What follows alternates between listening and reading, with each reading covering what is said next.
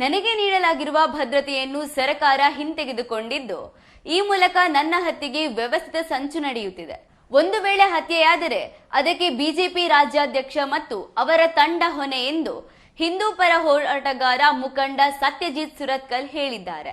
ಮಂಗಳೂರಿನಲ್ಲಿ ಸುದ್ದಿಗೋಷ್ಠಿಯಲ್ಲಿ ಮಾತನಾಡಿದ ಅವರು, ಕಳೆದ ಸುಮಾರು 14 ವರ್ಷಗಳಿಂದ ಮುಸ್ಲಿಂ ಮೂಲಭೂತವಾದಿಗಳಿಂದ ಜೀವ ಬೆದರಿಕೆ ಇದ್ದ ಕಾರಣಕ್ಕೋಸ್ಕರ ಸರ್ಕಾರವೇ ನನಗೆ ಭದ್ರತೆ ನೀಡಿತ್ತು.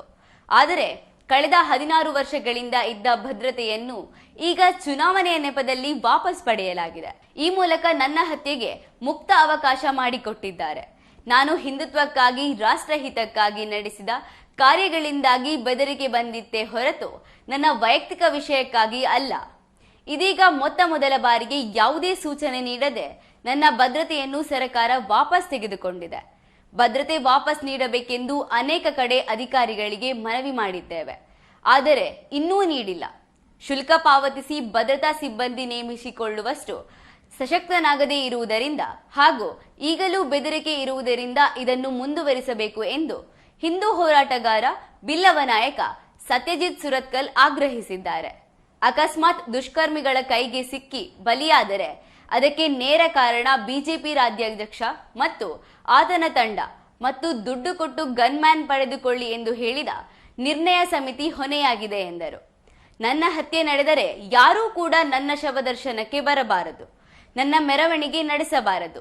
ಅದೇನೇ ಆದರೂ ನಾವು ಅದನ್ನು ಎದುರಿಸಲು ಮಾನಸಿಕವಾಗಿ ಸಿದ್ಧರಿದ್ದೇವೆ. ಇದು ಹಿಂದುತ್ವದ ನೈಜ ಹೋರಾಟಗಾರರಿಗೆ ಇಂದು ಬೆಲೆ ಇಲ್ಲದಂತಾಗಿದೆ ಎಂದು ವಿಷಾದ ವ್ಯಕ್ತಪಡಿಸಿದ್ದಾರೆ. ಪ್ರಾಣಭಯವನ್ನು ಒಡ್ಡುವಂತಹ, ಪರೋಕ್ಷವಾಗಿ ಪ್ರಾಣಭಯವನ್ನು ಒಡ್ಡುವಂತಹ ಪ್ರಯತ್ನವನ್ನು ಮಾಡುವ ಮುಖಾಂತರ ನಮ್ಮ ಬಾಯಿಯನ್ನು ಮುಚ್ಚಿಸ್ಲಿಕ್ಕೆ ಹೊರಟಿದ್ದಾರೆ. ಒಂದೇ ಇರೋದು ದಾರಿ, ಅವರಿಗೆ ಬೇರೆ ದಾರಿ ಇಲ್ಲ. ನಾನು ಅವತ್ತೇ ಹೇಳಿದ್ದೆ, ನಂದು ಸಾಮಾಜಿಕವಾಗಿ ಆಗಲಿ ರಾಜಕೀಯವಾಗಲೇ ಆಗಲಿ ಬಲಿದಾನಕ್ಕೆ ನಾನು ಸಿದ್ಧ ಇದ್ದೇನೆ.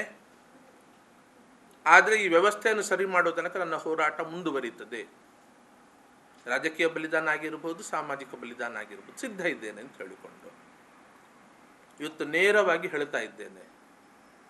ಇದು ಹೀಗೆ ನನ್ನ ಬಾಯಿಯನ್ನು ಮುಚ್ಚಿಸ್ಲಿಕ್ಕೆ ಆಗುವುದಿಲ್ಲ. ಹಾಗಾಗಿ ಯಾವುದೇ ರೀತಿಯಲ್ಲಾದರೂ ಅದು ಹತ್ಯೆಯೇ ಆಗಿರಬಹುದು, ಆ ರೀತಿ ಆದರೂ ಆಗಬಹುದು, ನನ್ನ ಬಾಯಿಯನ್ನು ಮುಚ್ಚಿಸಬೇಕು ಅಂತ ಹೇಳಿ ಪ್ರಯತ್ನಕ್ಕೆ ಹೊರಟಿದ್ದಾರೆ. ರಾಜ್ಯ ಅಧ್ಯಕ್ಷನ ನೇತೃತ್ವದ ಒಂದು ವ್ಯವಸ್ಥೆ ನನ್ನ ಹತ್ಯೆಗೆ ಇವತ್ತು ಅವಕಾಶ ಮಾಡಿಕೊಡುವಂತಹ ಕೆಲಸಕ್ಕೆ ಒಂದು ಪ್ರೇರಣೆ ಕೊಡುವಂತಹ ವ್ಯವಸ್ಥೆಯನ್ನು ಇವತ್ತು ಮಾಡುವ ಮುಖಾಂತರ ನನ್ನ ಬಾಯಿಯನ್ನು ಮುಚ್ಚಿಸ್ಲಿಕ್ಕೆ ಹೊರಟಿದೆ ಅಂತ ಹೇಳಿಕೊಂಡು ನೇರವಾಗಿ ನಾನು ಆರೋಪ ಮಾಡಲಿಕ್ಕೆ ಬಯಸ್ತೇನೆ. ನಾನು